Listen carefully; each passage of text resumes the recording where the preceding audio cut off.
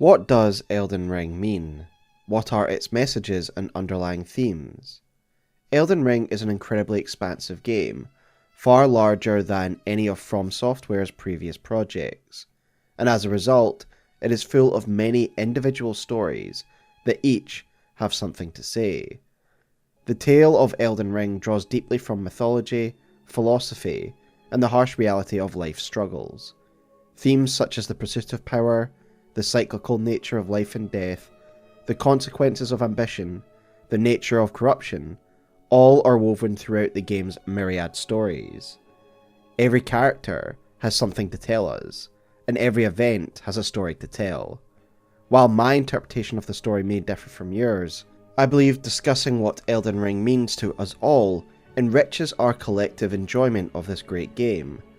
While writing this video, I've come to several conclusions, the main one being that despite the numerous themes found within the story, the creators of this game did a great job in making it all feel cohesive, where the themes overlap and interconnect with one another. And I hope by the end of this video that you will see this too, as in my opinion it helps explain why Elden Ring feels like such a meaningful story, even though it expresses many different things at once. The Shadow of the Erdtree DLC was a massive piece of the puzzle, because it explained so much about the cosmology of the world, and thus how I view the actions of many characters found in this grand tragedy. So in this Elden Ring lore video, I want to explore the themes reflected in the game's various characters and backstories. So join me this week as we try and answer the question, what does Elden Ring mean? And remember, if you like Elden Ring lore, then consider liking this video and subscribing to the channel. When we begin our journey in Elden Ring, Melina offers to empower us with the power of runes, and in doing so she says the following. Shall I turn your runes to strength?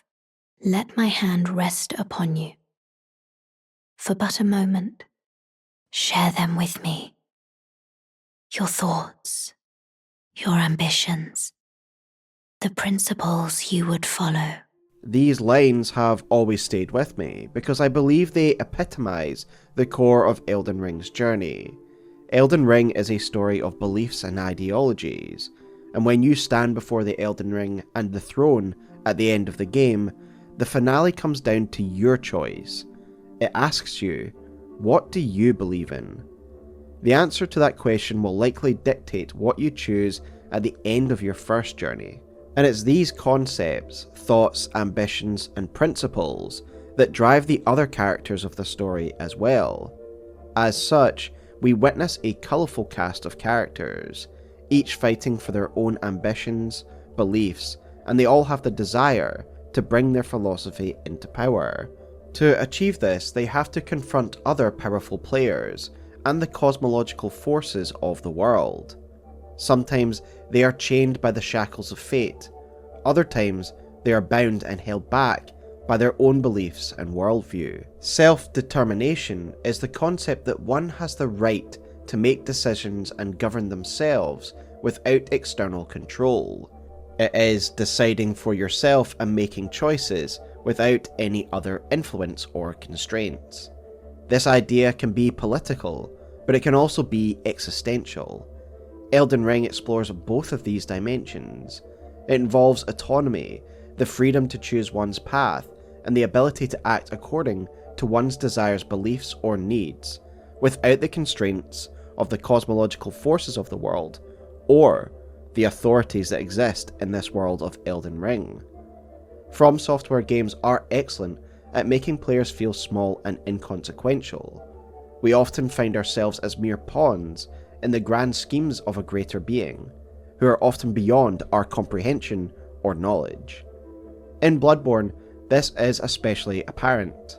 On a first playthrough, you are very unlikely to fully understand what's happening, only to realise that the night of the hunt isn't really about hunting beasts. Rather, it's a prolonged birthing ritual, orchestrated by beings far beyond our understanding. This presentation is masterfully done, as the truth of the story is hidden from us as players, but also from our character. The way we uncover the story mirrors how it would feel for our protagonist, with scraps of information painting an incomplete picture of things we are never meant to fully grasp. The first Dark Souls also does a great job of misleading the player. On your first playthrough, you likely never meet Kath, and right up until the final moments of your first playthrough, you, as a player, believe that linking the flame is the right thing to do, a heroic act that will save the world and allow you to become the next god, replacing Lord Gwyn as the new leader of a new enlightened age, only to find yourself burned alive in the first flame and the game ends. You have been duped as a player and as a character, and this was my experience with the first Dark Souls, and it's a very meta experience feeling that you've been misled by the NPCs in the game. Frampt has used you as a puppet and robbed your self-determination. And I feel Elden Ring engages with this theme in a similar way, by misleading both you and your character regarding the true nature of the world and what lordship truly means. Those who blindly follow the guidance of grace and the two fingers may be blinded by the prestige of becoming Elden Lord, failing to realise who truly benefits from such an arrangement. Ranni perhaps best embodies these ideas, as her story is one of striving for autonomy and freeing herself from the shackles placed upon her when she became Empyrean. I was once an Empyrean, of the demigods. Only I, Miquella, and Melania could claim that title. Each of us was chosen by our own two fingers, as a candidate to succeed Queen Marika, to become the new god of the coming age, which is when I received Blythe, in the form of a vassal tailored for an Empyrean. Once an Empyrean, Ranni was born into a unique position. She's one of 3 current demigods chosen to be so, alongside Miquella and Melania. Ranni explains that Empyreans are a special breed, those who are candidates for godhood to be the successors to Marika's order. Queen Marika herself was once an Empyrean. However, being an Empyrean appears to be more than just a title. It seemingly binds you in a cosmic way to your two fingers, and perhaps to the greater will itself. And it's heavily implied by Ranni's story that her self-determination is shackled while she is still an Empyrean. One of the most famous events in the Lands Between is the Night of the Black Knives. At first, you might believe that this event was merely an attack on the current establishment, aimed at weakening them, given that many demigods seem to have died in this attack. However, while this might have been the motivation for some of the conspirators, for Ranni, the ringleader, the killing of demigods was only a secondary concern, and her true objective in persecuting this knight was something else entirely. Ranni's true aim is revealed to us in a couple of key dialogues. But I would not acquiesce to the two fingers. I stole the rune of death, slew mine own Empyrean flesh, casting it away. I would not be controlled by that thing. Ranni wanted to rid herself of her Empyrean flesh, so she would no longer be controlled by that thing, presumably the two fingers. That night, she destroyed her own flesh, and we can still find her original body on the top of the Carrion study hall. And this was the first step in her severing the chains placed upon her by the two fingers. A plan that is fully realised when we help her get the Finger Slayer blade, and she destroys the two fingers forever, leaving her free to pursue her own path. Ranni had no choice in becoming an Empyrean, and it's clear that she resents the two fingers for making that choice for her. The idea that an Empyrean can be controlled by the two fingers is consistent with what we see in Miquella's journey as well. He too strives to become a god, but one that is disconnected from the current power structure. If we therefore apply Ranni's logic, that an Empyrean means that you have an Empyrean flesh that is linked to the two fingers, Miquella must also get rid of his flesh should he wish to be a free god, and indeed, he does do this in the DLC. When we follow his path, we find that he has shed his flesh all throughout the lands of shadow. I can hardly believe it. He's divested himself of his very eye. Tender Miquella's eye is no mere morsel of flesh. It is a vessel of soaring grace, proof of his Empyrean lineage. I wonder, does Miquella the Kind intend to sever his very birthright? It is a disturbing suggestion that is made by Ranni, that one's own flesh is somehow leashed to the two fingers, implying that their bodily autonomy is taken away from them. Ranni disassociates from her body, content to live as a soul within a puppet or surrogate body, because she no longer considers her flesh as part of herself. It's just a tool of the two fingers. It's hard to imagine what it would feel like to view your own body as a prison, as something that isn't even yours. Indeed, we can imagine that Malenia felt similarly, the third Empyrean in our story. Her own flesh was essentially a vessel for the Scarlet Rot, a substance within her that she had no control over. Miquella specifically resents the interference of the Outer Gods for this reason, as his needles refer to their actions as meddling. This hatred undoubtedly stems from his sister Malenia's condition, as she too was an Empyrean chosen to be a vessel for the Scarlet Rot's power. This is why Miquella's unalloyed order is essentially a mirror and critique of his father's Golden Order.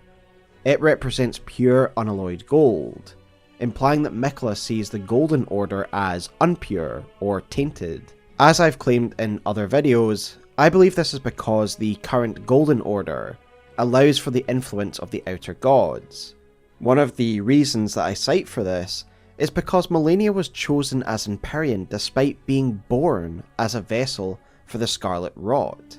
Queen Marika and her king consort Radagon were blessed with twin demigods, and Malenia was one of them. She was born an Empyrean carrying the Scarlet Rot. An Empyrean is no mere demigod.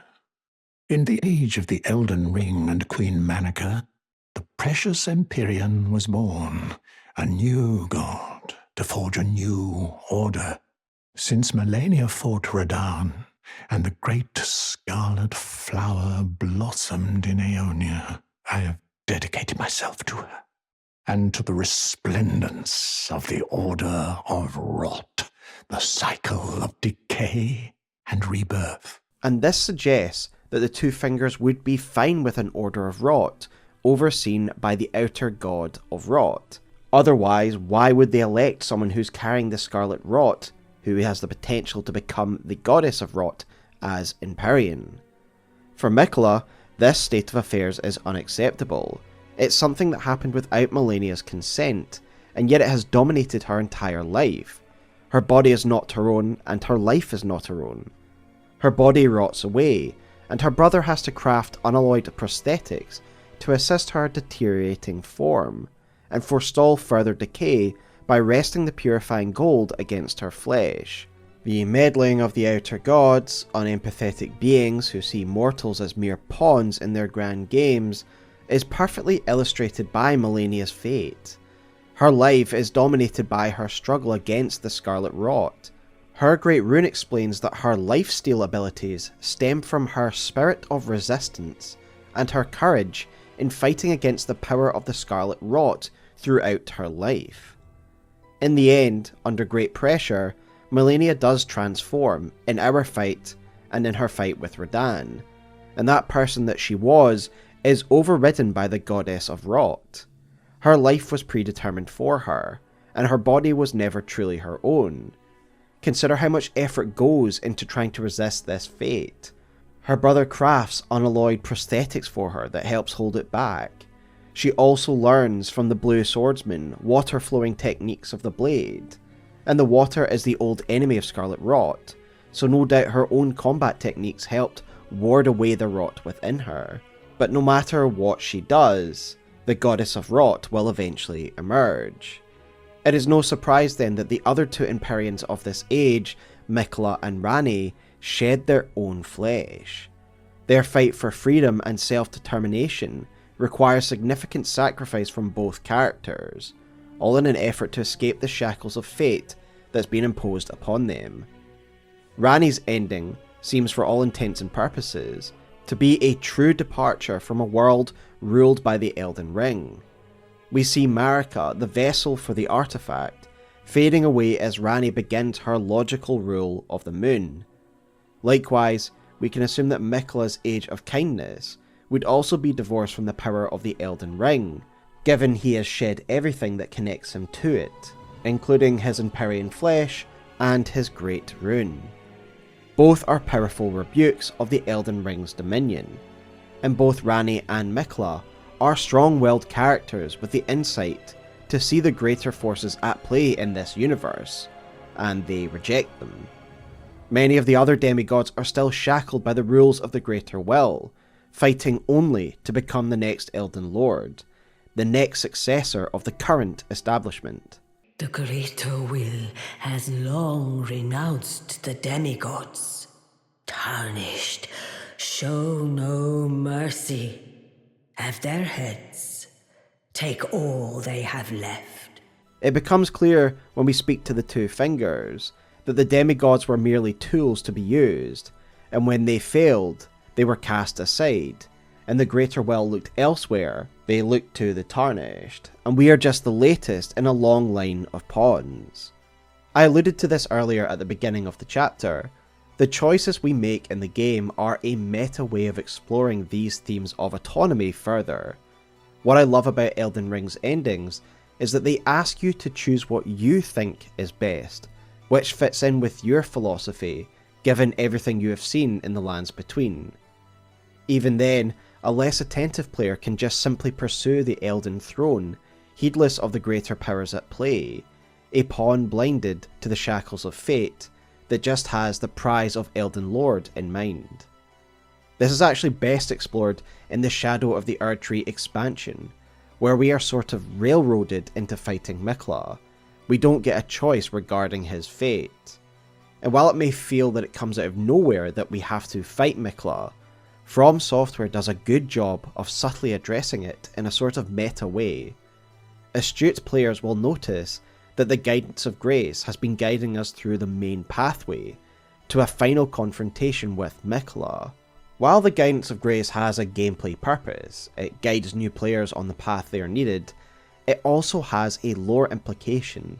The guidance of grace is a thing that only certain Tarnished can see, and if one falls out of favour, they may no longer see it. Many Tarnished say it's been a long time since they saw it. Presumably, this is the way of grace and the Two Fingers making the Tarnished do what it wants them to do, potential lords who have the power to succeed the next age.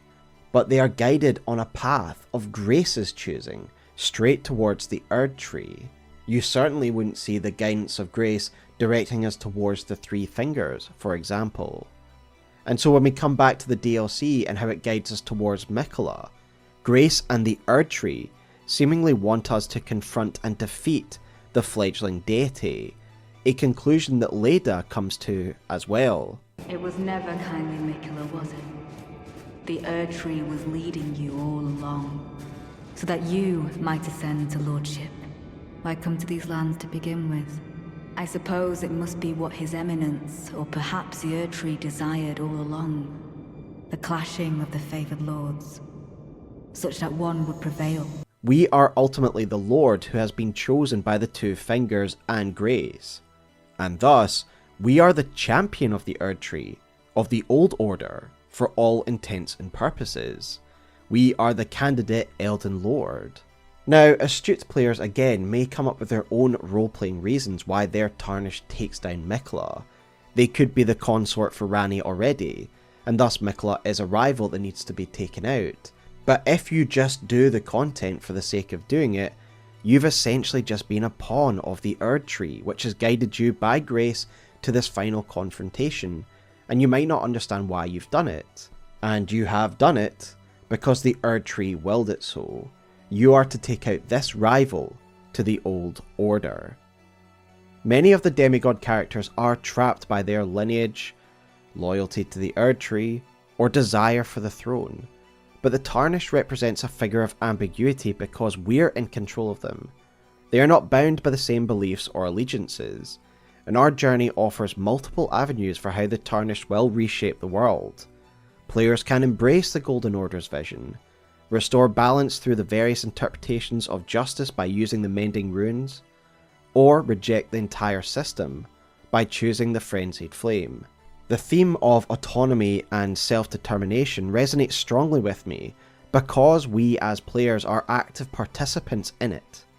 We must decide what is right. Do you support Ranni and bring about a new order, one that's based more on logic than emotion? Do you perfect the Golden Order, banishing the gods and condemning the barbaric hunts of those who live in death? Such would be the decision of Goldmask, and if you choose this, you are following his philosophy. Or do you side with Fia and empower those who live in death, reshaping the Order so that the Prince of Death takes preeminence in a new pantheon? Or do you drag everyone down to the same level as the reviled Omen, as Dung Eater would have you do?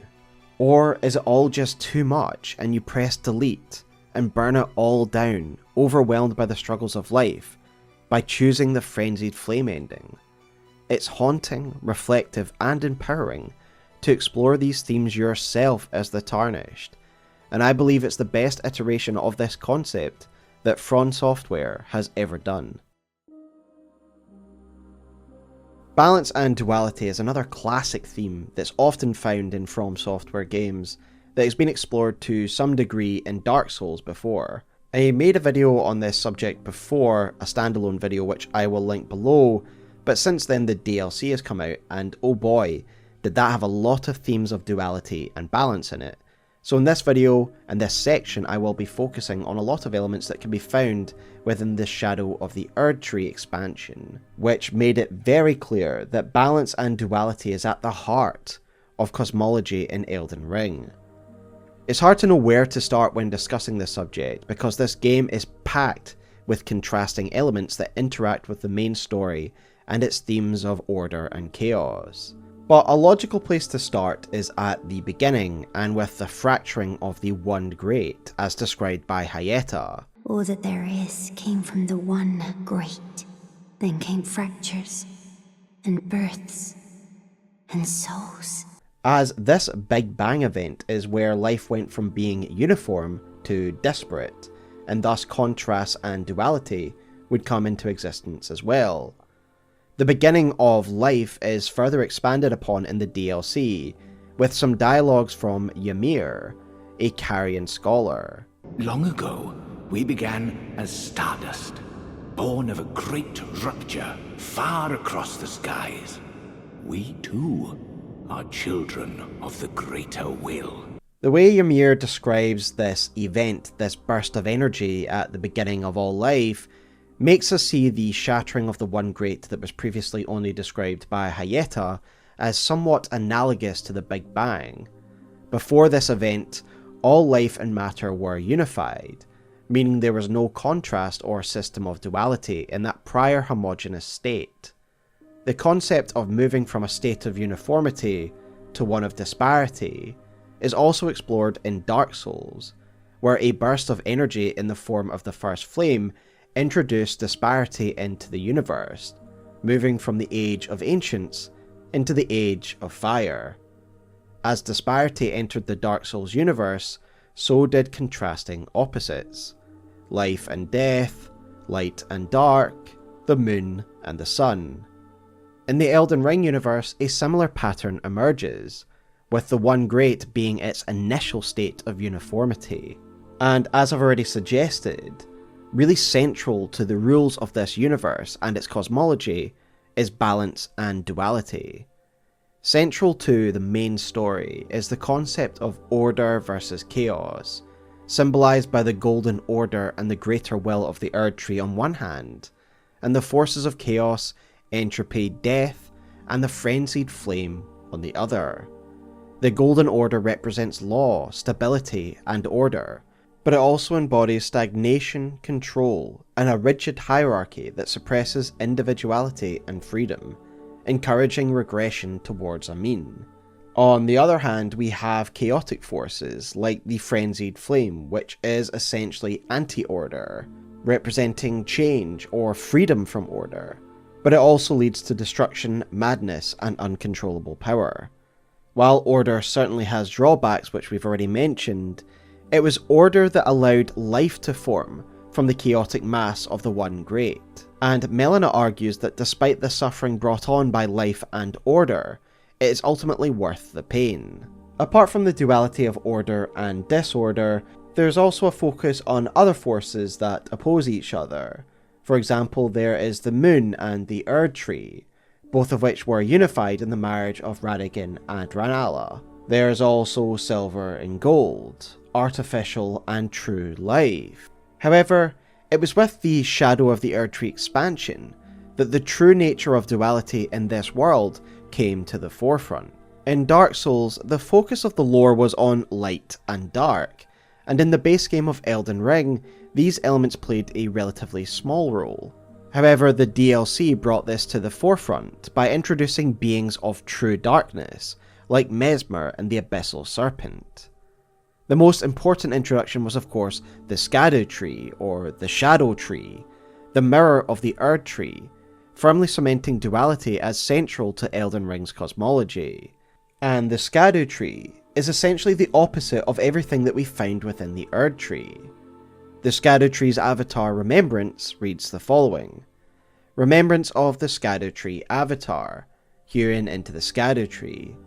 The Skadu Tree is the shadow of the Erdtree, born of dark notions that bear no sense of order, that twist and bend its stalk, rendering it brittle. In the Shadow of the Erdtree story trailer, we learn that Shadow was born at the same time as Gold. Balance and duality has been a part of this order from its very conception.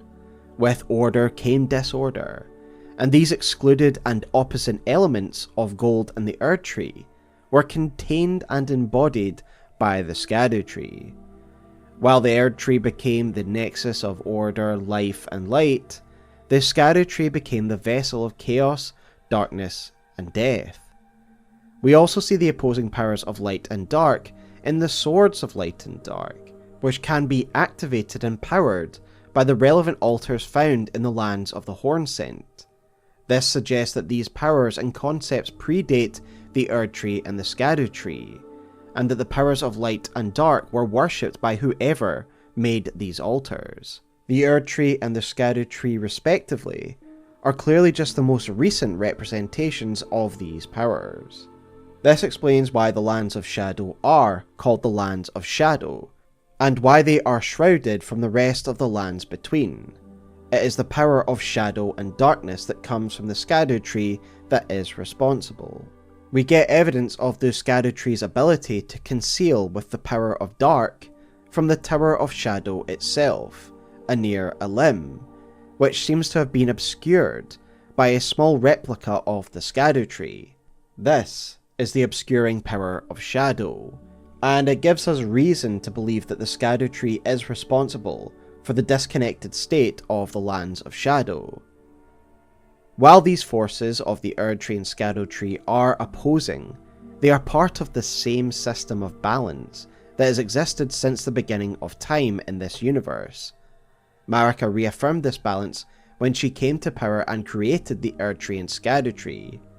It appears for a time that this was recognised that the Skadu Tree was part of this pantheon, and that it was celebrated alongside the Erdtree. Skadu Tree fragments read the following: It is said that when the Skadu Tree crumbles from its core, it will scatter across the realm of shadow. The people of the Erdtree collect the splinters and use them in prayer. This indicates that the Erdtree followers once honoured the Skadu Tree as part of their religion, and they were correct to do so. It is part of the same system. Incidentally, the fact that the Skadu Tree crumbles over time is just a further bit of evidence that the Skadu Tree contains everything that is opposite and contrary to the Erdtree and Gold. The Erdtree is the embodiment of order, and the Skadu Tree is obviously the embodiment of disorder and entropy, and I see the crumbling of the Shadow Tree as a representation of that entropy.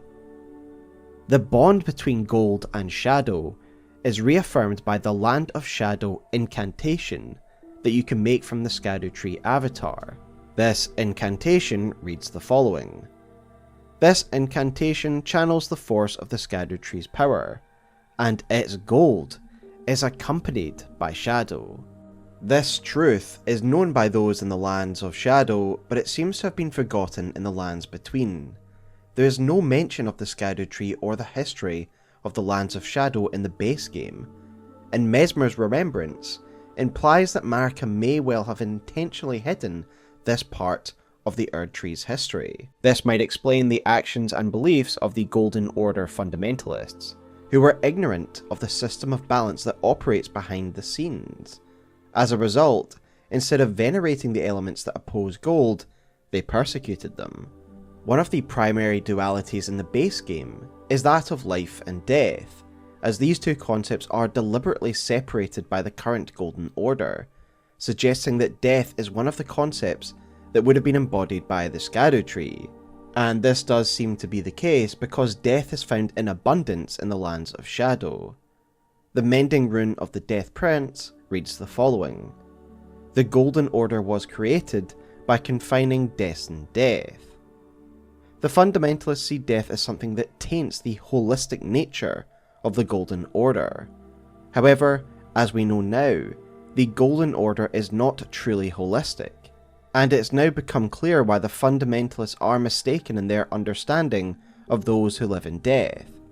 They seem almost confused or offended by the existence of death, because from their perspective, if something is excluded from gold and the Erdtree, it simply shouldn't exist. But death does exist, and it exists because Erdtree, life, and gold are only half of the equation. The fundamentalists have forgotten this, and as a result, the world no longer makes sense to them. This is why the DLC is so impactful from a story perspective. Not only did it expand our understanding of Miquella, the Crucible, and Marika's origins, but it also deepened our knowledge of the world's systems. It explains why so many characters in Elden Ring have a skewed vision of reality. They are essentially missing half of the picture, the Shadow Tree half. To them, the world is one of gold, when in reality, it is one of gold and shadow, and all errors flow from that oversight. As we move into the next chapter regarding the cycles of Elden Ring and the repeating patterns of corrupting power, you will see how this skewed worldview is partially responsible for the decline of Marika's empire and rule. This makes it all the more intriguing when the fundamentalist view of holism, regression, and causality is completely shattered by the truth at the centre of the world's cosmology, that Marika is Radagon. They themselves are a duality, much like the Shadow Tree and the Erdtree. The Erdtree has its mirror, and Marika, the god of this religion, has a mirror. Duality is therefore central to the Erdtree religion, as is balance, but when Marika sealed away the Lands of Shadows and the origins of her divine status, she removed this from the knowledge of the world, and thus the fundamentalists are ignorant of the truth of everything. Perhaps this also explains the curious case of Dee and his brother. They are a curious duo, as is their armour and their affectations, which again seem to symbolise duality and opposing halves. The inseparable sword, Dee's weapon, reads the following. Sword forged by compounding silver and gold. The inseparable twins found solace in the Golden Order, the only institution not to revile them as accursed beings. Why does an order that preaches convergence and regression also venerate twins? And why does one of its most zealous warriors wear ornate armour that's made from two opposing metals? What is the message here? To me, it symbolises the old Erdtree religion, which understood and embraced the concept of duality, viewing the Shadow Tree and Erdtree as equals. But by the time of Dee and the fundamentalists, they had forgotten the reason behind these symbols that venerate duality and contrivance. Heresy is not native to the world. It is but a contrivance. All things can be conjoined. With the hindsight of the DLC, Miriel's lines here do betray a certain philosophy that has long been lost. And indeed, Rogier also questions why the Golden Order used to be able to accept things that were opposing and of contrivance. The battle art you've learned is of the Glintstone family. They were conceived at the Great Academy of Rea Lucaria, to the north of this castle. In the past, they obeyed laws which contravened the Golden Order, or so I'm told. Fascinating, isn't it? That the Golden Order was pliable enough to absorb practices that contradicted itself in the past. With the Order broken, twisted, and in need of repair, such adaptability is more important now than ever. I believe we have our answer now. After all, as I've discussed in many videos, there is plenty of evidence to suggest that the crusade against the Hornsent and thus the sealing of the Lands of Shadow would not have taken place till after this marriage of Radagon and Rennala that Miriel and Rogier are both talking about. And so at this point, when Radagon married Rennala, perhaps they still knew the truth about the Erdtree, and they understood that there was a system of duality in the world, and thus they could accept contrivance. And perhaps this is why the Golden Order venerate or accept twins. They don't remember why, but they know that twins are a good thing. There are plenty of other examples of duality in the world of Elden Ring, but the Erdtree, Gold and Shadow are the most important, because it shows at the heart of everything there is balance and duality. It's just that many have forgotten it. Another staple of FromSoftware games is their exploration of cycles, and how things often repeat themselves, despite characters' best efforts to break them. Elden Ring is no different in that regard, and as the Tarnished we can actively engage with this theme. Does the Tarnished blindly carry on the next cycle by becoming the Elden Lord of a new era? Or do they burn it all to the ground, breaking the cycle entirely? And again, I think this is another area that the DLC delves into meaningfully, primarily by examining the rise of Queen Marika and those who came before her, the Hornsent, and how Marika's Golden Order repeats the mistakes of the past. We discover that Queen Marika was a member of a tribe known as the Shamans, who were the main targets of Hornsent potentate practices. We learn of this barbaric practice via the Bonnie butchering knives, which tell us that the jar's innards were made from the butchered flesh of many people. However, the key binding ingredient of these tortured beings is the shamans themselves. We learn this via the tooth whip, found at the whipping shed in Bonnie Village. It reads the following: "Whip bestrewn with rotting, misshapen teeth, filthy and seething with disease. These teeth are embedded in the whip and dose the victim with deadly poison upon each strike. As the wounds ripen, they grow inflamed and ooze pus. The flesh of the shamans was said to meld harmoniously with others. It's the unique flesh of the shamans, when it had been flayed and tenderized, that allows these Frankenstein-like creations to meld together.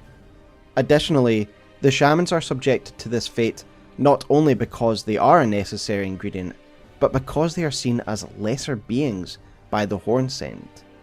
At the whipping shed, we can see a Hornsent ghost that's whipping an unseen victim, and they say the following: "For pity's sake, your place is in the jar.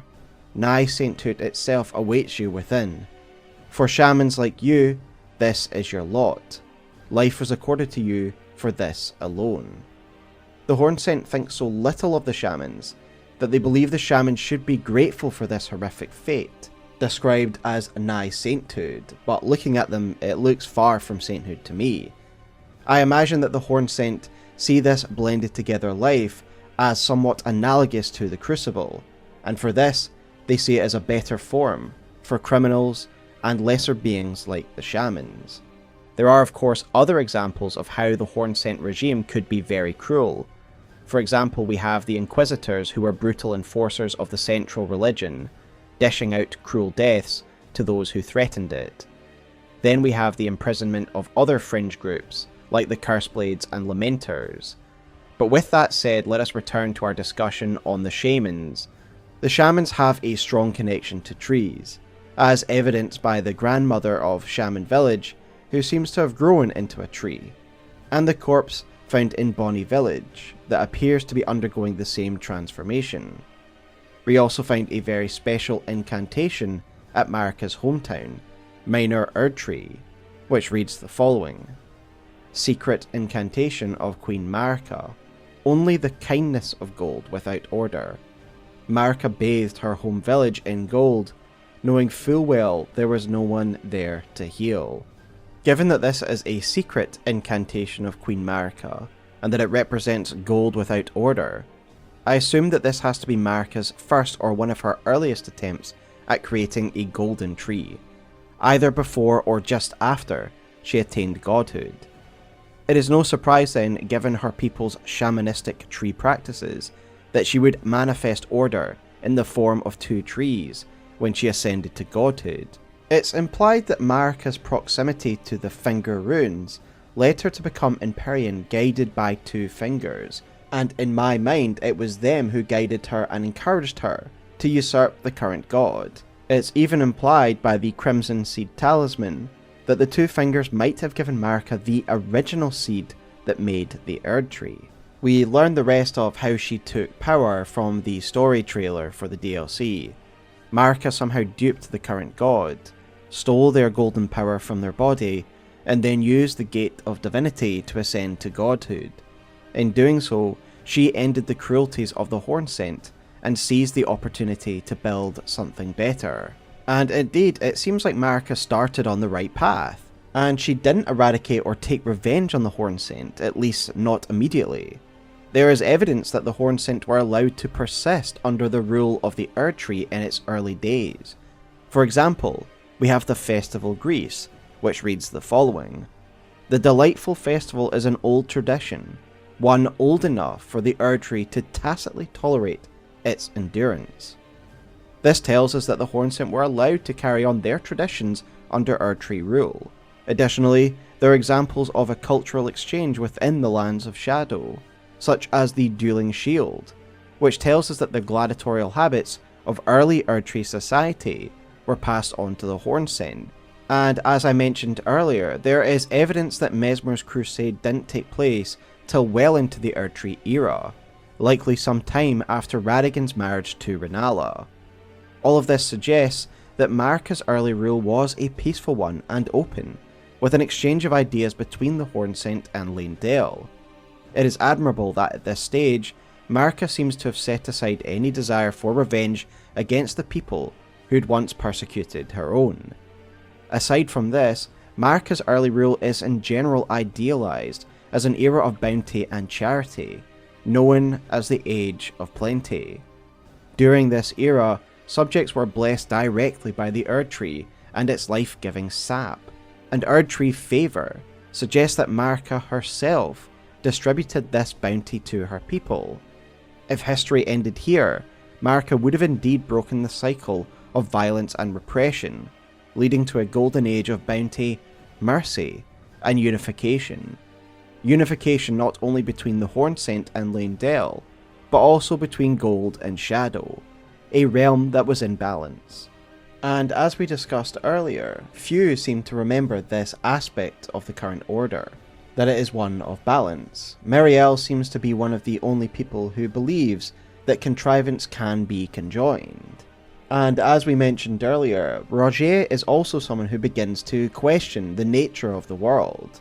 His eventual acceptance and empathy for those who live in death is shaped by the history of the Golden Order, and he asks the question, why doesn't the Golden Order accept contrivance anymore, like it used to, when Radagon married Renala, and the moon and the tree became conjoined? Well, the DLC answers this. It should accept these contrivances. The birth of the Erdtree itself heralded a shadow. As we pause to reflect, I hope you can begin to see some of the cohesion between these themes that I mentioned earlier, and how the themes of duality and balance have bled into this discussion on the cycles of power. Golden Order fundamentalism would eventually take hold, and the rule of this dynasty would become less just, repeating the mistakes of the Hornsent before it. Indeed, the Great Sword of Damnation, a barbed spear of the cruel inquisitors of the Hornsent, has a weapon art called Golden Crux, which reads the following: "There is something of the Golden Order in the sight of those fixed upon this crux." Here a direct comparison is made between the depraved and dogmatic violence of the Hornsent and that of the Golden Order fundamentalist, highlighting how far Marika's order falls from the heights of the Age of Plenty to the brutal undead hunts of the Golden Order fundamentalists. It is likely that the end of the Age of Plenty marked the beginning of this downward spiral.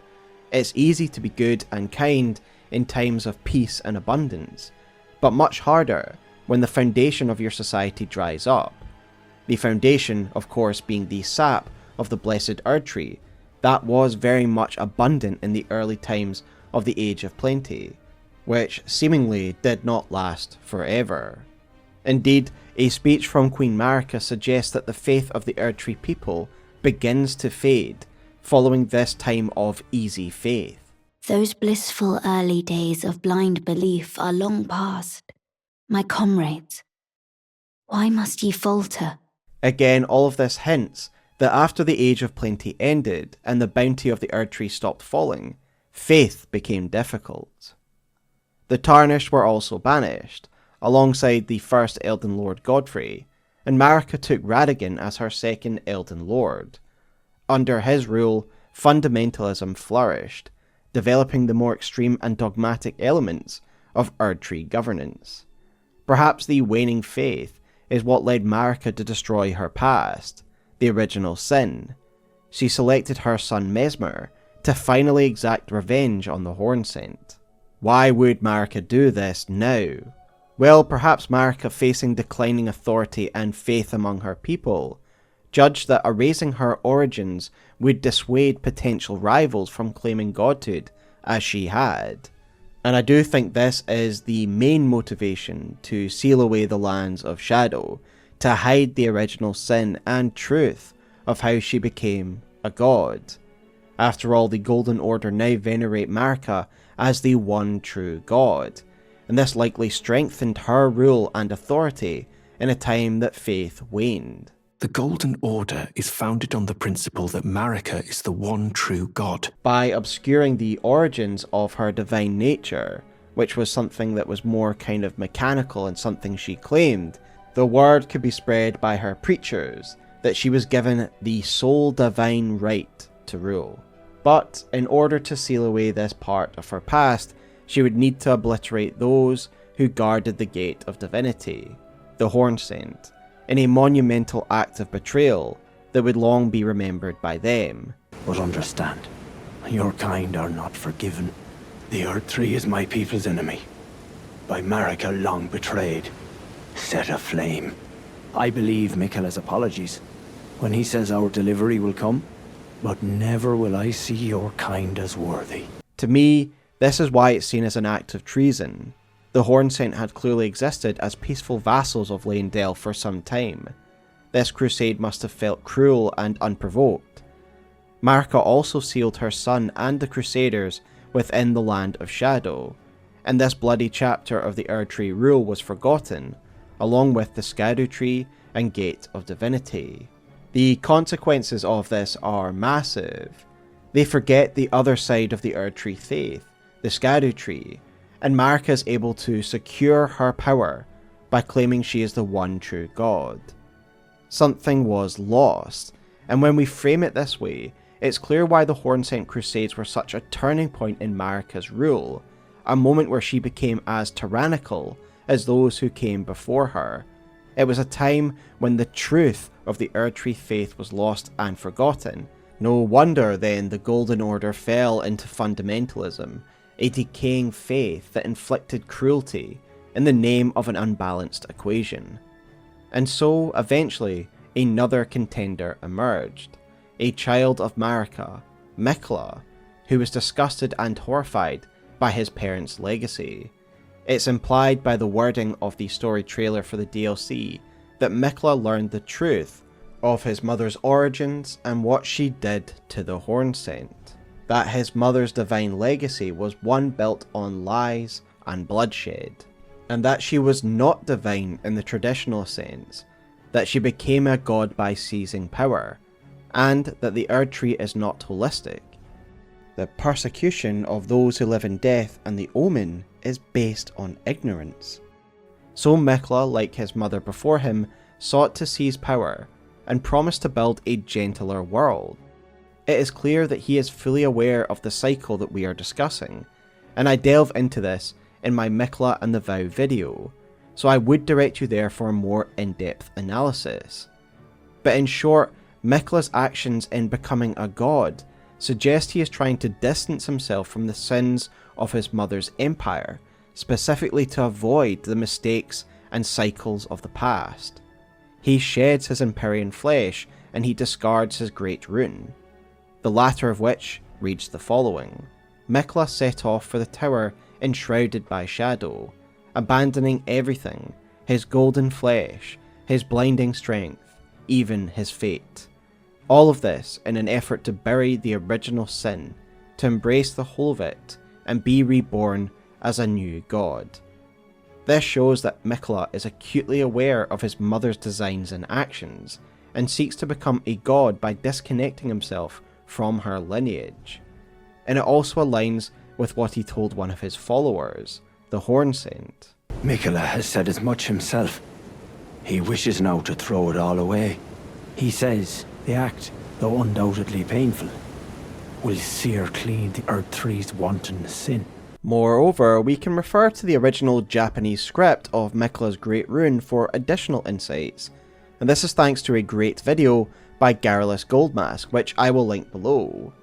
The kanji of the Mikla Great Rune item description in Japanese references causality, using the same kanji found in the law of causality.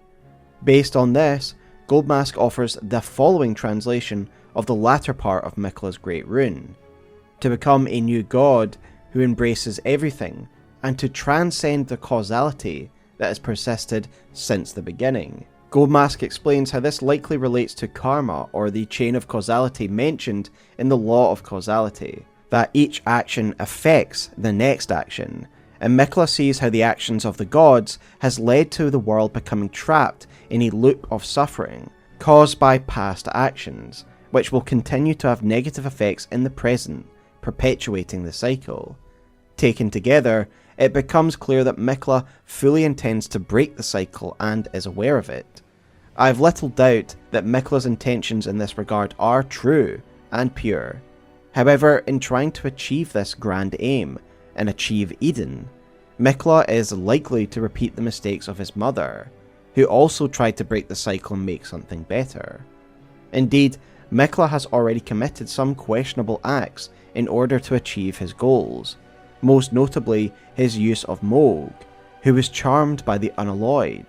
Mikla then manipulated Mohg so that he could enter the lands of shadow. Mohg was then killed, but Mikla did not let him rest in peace.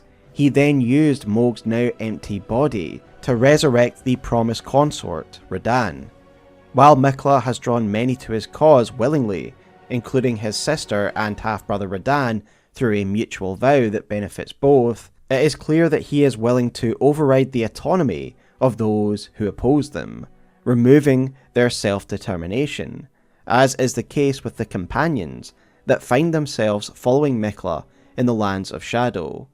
While those like Leda and Dryleaf Dane would obviously follow Mikla no matter what, others like Ansbach and Tiolier likely wouldn't have had they not been charmed. Ansbach seems almost disturbed that he has been puppeted for so long. Kindly Mikla has discarded his great rune. The fog that vexed my aging faculties has been lifted, and follies better left forgotten haunt me once again. Mikla the Kind is a monster, pure and radiant. He wields love to shrive clean the hearts of men. There is nothing more terrifying. In our case, we are one who will not yield, and so in Mikla's eyes, there is no room for compromise. He and consort Radahn fight us with all their strength, and we are to become the first sacrifices on the pyre of kindness. And while we will never truly know if Miquella could have actually escaped the cycle, my intuition tells me that it is likely impossible in the world of Elden Ring. However, if anyone could have broken it, it would have been Miquella.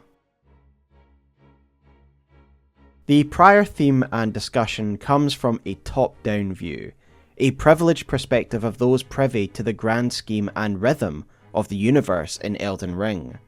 The player character, the demigods, and other figures who have unearthed the past of Elden Ring's endless cycles. However, for those under the yoke of the current order, just trying to live a day-to-day life, it would be difficult to see beyond the injustices and suffering of day-to-day life under the current authority.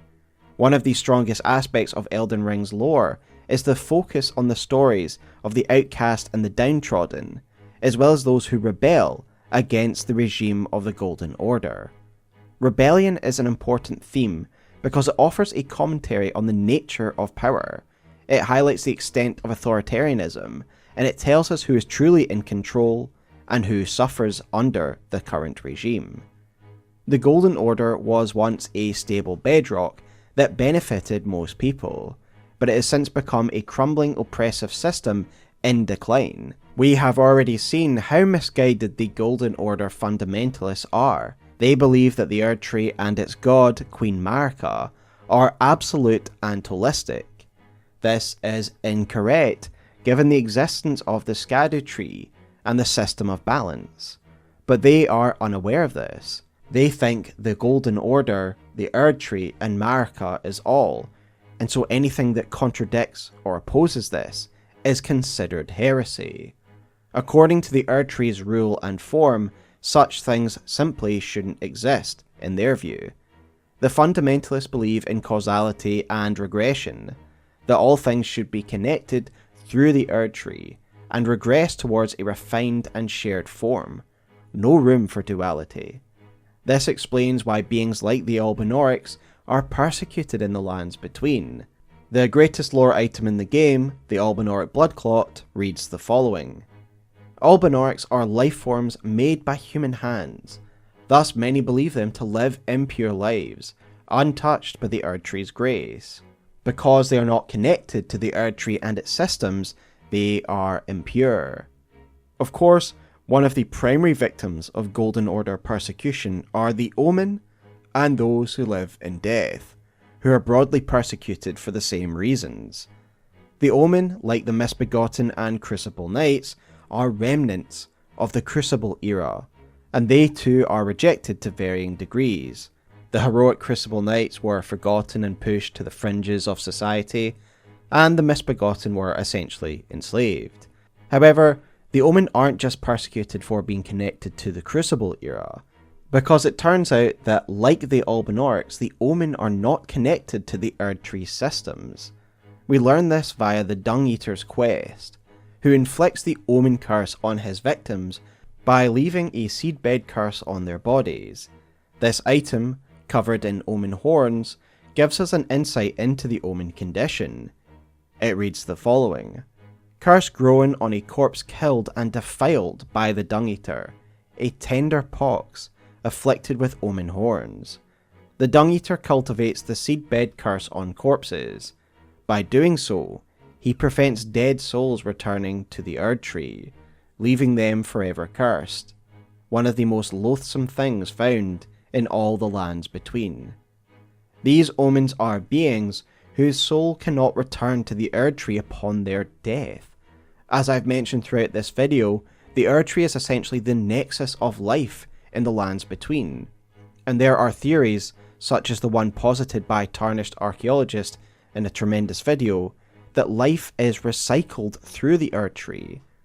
Those who live in death are another interesting phenomenon. We've already discussed the Mending Rune of the Death Prince, and how the Rune of Death was removed from the Golden Order upon its creation. We know now from the Shadow of the Erdtree story trailer that when Gold was born, so too was Shadow, and I believe that the Rune of Death was likely removed along with the rest of Shadow at the time of the Erdtree's creation, and contained within the remit of the Shadow Tree along with the other things that do not belong within Gold and Order. As a result, the lands between were blessed with an everlasting life, while the lands of Shadow, under the aegis of the Shadow Tree, became the nexus of death. This explains why we find so many elements associated with death in the lands of Shadow, such as the coffin barges, the death-rite birds, and the grave birds, all of which are connected to the old death rites. These rites were banished from the lands of Gold after the creation of the Erdtree. Death is kept from the inhabitants of the lands between, as we learn from the Aristocrats set, which reads the following. Abandoning their birthplace after the shattering, these undead wanderers are the pitiful product of unending life. Life without end. There is not meant to be death in the lands of Gold, and this is why the introduction of the fragments of the Rune of Death, known as the Death Root, creates an abnormality. Those who live in death. The Death Root item description reads the following. On the night of the dire plot, the stolen Rune of Death enabled the first death of a demigod. Later the Rune of Death spread across the lands between through the underground roots of the Great Tree, sprouting in the form of Deathroot. Thus, the Scourge of those who live in death is a combination of the roots of the Great Tree and the fragments of the Rune of Death that are coming from Godwyn's body, hence Deathroot. And this is why Godwyn is the source and prince of those who live in death. It was his condition that gave birth to this scourge. As we discussed earlier, Godwyn was killed in soul only, and so as his condition spreads via Deathroot, it replicates this state, a form of half-death. The body persists, but the soul perishes. And if you want a deeper dive into the condition of those who live in death, I would recommend my Godwyn lore video, which still remains one of my favourite videos to this date. The merciless persecution of these beings is exemplified through D, one of the fundamentalist hunters. His zeal and hatred for everything heterodox to the Erdtree is palpable when he talks about his grim work. I serve the Golden Order, that I might put this crooked land to rights, following only the guidance of the great Elden Ring. Those who live in death fall outside the principles of the Golden Order. Their mere existence sullies the guidance of gold, tainting its truth. And so it is the vermin must be exterminated, down to the very last. Yet, not all blindly hate those who live in death. As we've discussed a couple of times, Rogier has begun to question why some contrivances are accepted while others are not.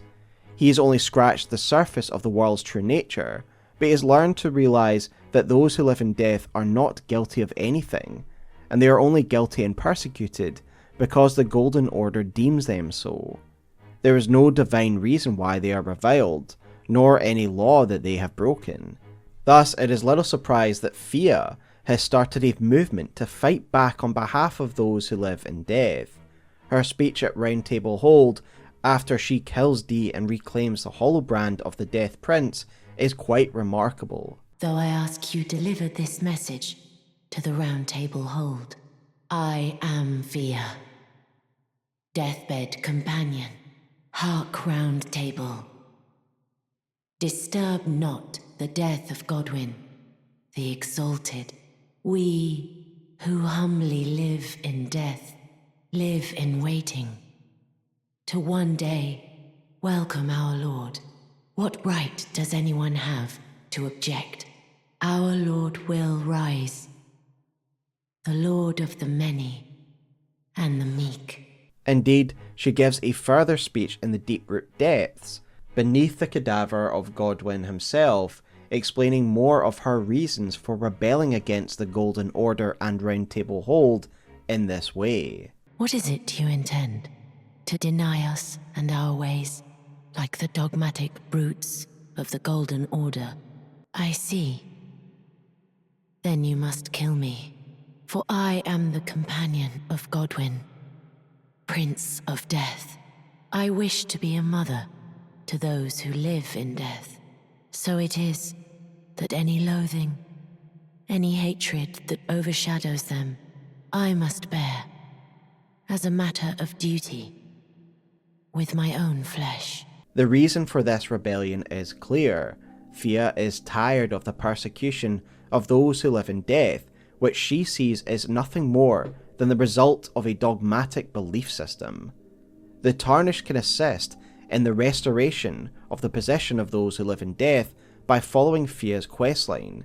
You are able to claim both halves of the Holobrand of Death. One was found on Ranni's flesh, and the other was originally from Godwyn's flesh, but had found itself into Dee's possession, before Fia killed him and took it back. With these two half-Holobrands, Fia is able to give birth to a reconstructed rune that combines both halves of the Holobrand. It is a rune that contains both halves, and thus contains the death of soul and the death of body into rune form, and if the Tarnished used it to reconstruct the Elden Ring, death would be restored. Initially going by the item description, you may think this restores destined death, or it makes normal death a thing again. However, I don't think that's the case. The rune states that it will embed the principle of life within death into order, meaning it will not undo the curse of those who live in death, rather allow them to continue to exist as they are, but instead part of the world's order, likely raising the Prince of Death into a prominent position. Fia seems to be fighting for those who live in death to become accepted as they are, not seeking to undo their condition at all. Fia's movement is unquestionably a rebellion, a rejection of the status quo, and her spirited defense of these downtrodden beings is very emotive. You might not have given a second thought to these skeletal enemies that you fight until you come across Fia. The Age of the Dustborn was the first ending I ever chose, even though I had Ranni's ready to go as well, because I found the plight of the undead deeply sympathetic. However, this is just one of many rebellions against order, all led by oppressed underclasses. As I mentioned earlier, the Omen, alongside the Albinaurics and those who live in death, have suffered greatly under the Golden Order. We learn about the plight of the Omen-born through the Omen and Regal Omen-bairn items. Common-born Omens have their horns stripped and often die in the process, and then are used as soldiers in the army, while the Royal-born Omens are hidden away out of shame in the subterranean shunning grounds. And already here there's definitely a commentary on class divide, for Omen of royal births are given a slightly different treatment than those who are common-born. The noble-born of Leyndell surely can't be seen to suffer the same Omen curse that the common-born do, and so they are hidden away in the shunning grounds. We can assume then that most of the horned Omen found in the sewers are minor royals or members of nobility, but the two most notable prisoners are of course members of the Golden Lineage themselves, Morgott and Mohg, the twin Omens, who are likely offspring directly of Godfrey himself. It's been a long while, Morgott. I've already explained why the Omen were hated, but Leyndell's depth of disgust for these beings is best exemplified by the Omen killers, brutal executioners who don't necessarily take joy in killing the Omen, rather they see it as a necessary labour that has to be done. Morgott accepts the Golden Order's judgment of his own kind, hating his own form and blood while becoming the Erdtree's greatest defender. This is why he is known as the Veiled Monarch. He hides his Omen form from the people of Leyndell, ruling over them from the shadows while protecting both the city and its people throughout the Shattering, whilst realising that they would hate him should they find out what he is. His self-hatred is most clearly shown when his blood is spilled in the royal court during our final fight with him. The thrones, stained by my curse, such shame I cannot bear. Thy part in this shall not be forgiven. In short, Morgott accepted the system and its rules, and even defended a world that would have lynched him had they known his true form. Mohg, however, took the opposite path. Here the theme of duality reappears, overlapping with the rebellion in Mohg's story.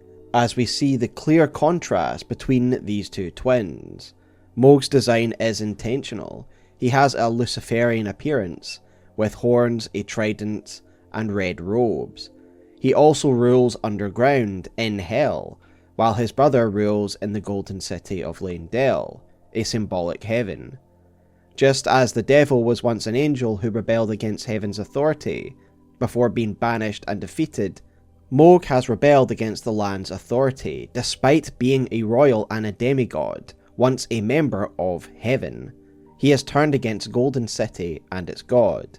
These biblical allusions is what inspired the Shimhat commission for the thumbnail, which is based on Alexandre Cabanel's Fallen Angel painting, but replaces Lucifer with Mohg. I delved deeper into Mohg's ideology in my recent Mohg video, but in short, it's a direct rejection of the Golden Order's view of his accursed blood. In almost defiance, Mohg builds an entire dynasty based on his blood. Whereas Morgott hated his own blood, Mohg venerates it, and he seeks to overturn the Golden Order entirely with his new Order of Blood. There is of course another sort of rebellion, and that is the rejection of gods entirely. We often kill gods in FromSoftware games, and indeed killing gods is a common trope found in JRPGs. The reason is because it often symbolically represents the ultimate overthrowing of an old order, and thus it makes sense that we destroy the Elden Beast at the end of the game, before instituting our own order. However, there is more to it in the case of Goldmask's philosophy, as the mending rune of perfect order implies that gods cannot be trusted, and that giving that much power to such a being is a mistake, as they are as fickle as any despot or dictator. Indeed, Ansbach also comes to a similar conclusion by the end of Shadow of the Erdtree, having witnessed firsthand the agendas of gods. Ansbach is tired of establishments that further the ambitions of gods, rather than those that would act in the interest of their fellow man. Perhaps this would always be impossible for a god, given they have risen so high above the concern of the common man. Thus, when he is mortally wounded at the hands of the new god, Ansbach implores us to become a lord that rejects service to the gods entirely. Righteous Tarnished, become our new lord. A lord not for gods, but for men. However, all of these mentioned rebellions are minor compared to the next subject. They are ultimately just reordering the current hierarchy and replacing it with another. Whether it's Fia, Rani, or Mikola, they are replacing or altering something that already exists. This is not the case with the Frenzied Flame, the followers of which have a philosophy not of rebellion, but of rejection. The primordial fire of chaos is overseen by the Three Fingers, and it manifests in the eyes of the broken. The Frenzied Flame is not only a metaphysical power, but represents a philosophy or theme. Those who gave me grapes howled without words, saying they wished they were never born. Become their lord, take their torment, despair, their affliction, every sin, every curse, and melt it all away. As the Lord of Chaos. Ratatoskor created an excellent video on this subject, addressing it in a more sophisticated manner than I ever could, so I would recommend you go and check out that video.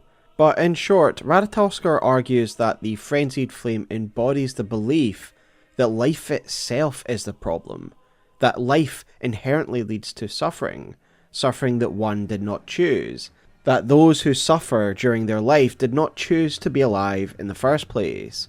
Indeed, one cannot help but recall the famous quote that's attributed to Aristotle, "To perceive is to suffer."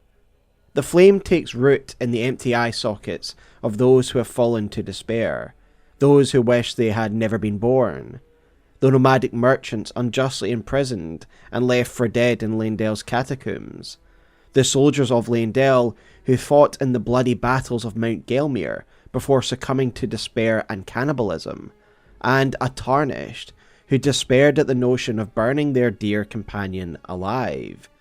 Those who come to Hyetta and present their eyes to her are individuals who have had enough of life's trials and beg for her to unleash the Frenzied Flame to undo life itself.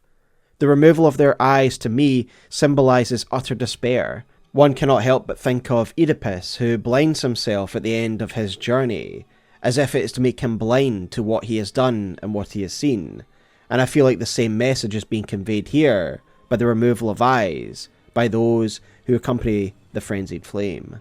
And in place of those eyes comes the frenzied flame, the collective pain and despair of those who wish for the world to be undone. As Radataskor puts it, the frenzied flame is a rejection of life itself. It rejects the idea of any order or any individual life.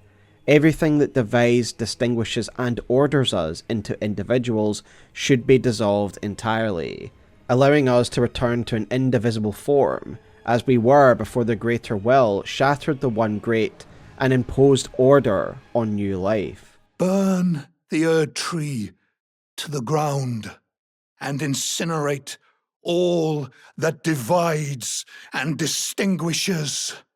Ah, may chaos take the world. This is the ultimate rebellion, not just against the current regime, but against the entire cosmological order, against the first mistake that was made by the greater will when it led to the creation of life. It is more than a rebellion, it's a rejection of everything. And while the Three Fingers and some of its followers may treat it as a philosophy, others fall under the sway of the frenzied flame because of life's trials. They simply fall under it because of overwhelming despair. It isn't deeper than that for many of them. It's just a way to remove the pain. Yet, we receive a powerful speech from Melina in defense of life, should we find ourselves tempted to take the frenzied flame into our body and unleash chaos. However ruined this world has become, however mired in torment and despair, life endures. Births continue. There is beauty in that, is there not? If you would become Lord, do not deny this notion. I imagine that this speech resonates with many, as it does for me. Life is harsh and brutal, yet there is beauty to be found in it. Beauty that would be lost in a world where everything is reduced to a chaotic, indistinguishable form, and it's a wonderful note to end off this video on Elden Ring's philosophy. At the onset of this video, I spoke how despite there being many themes and ideas in Elden Ring, everything fits together in a cohesive way. I believe I've highlighted how some of these themes interconnect, bleed into one another, and overlap. I also began the first chapter with a quote from Melina, and I believe that this particular quote encapsulates what I take away from Elden Ring's themes as a whole. It is mainly a story of belief and a clash of ideologies. Each major faction and character is trying to bring their particular philosophy into dominance, and we, as the Tarnished, engage with this in a meta way. At the end of the story, after listening to everyone and finding out the truth of the history of the world, the choice is yours, and the journey you take will expose you to all these competing ideologies, allowing you to decide which one you believe is right. It's a story of freedom, dogma, rebellion, autonomy, and identity, set against the backdrop of a cosmological system of balance and opposing forces.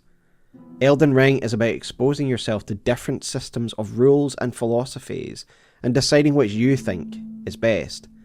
To conclude, Elden Ring, to me, is a game primarily about choice, free will, and belief. I didn't necessarily have this conclusion before I started deep diving into these themes and organising my thoughts on paper, but I was pleasantly surprised how cohesive these ideas become when I put it all together.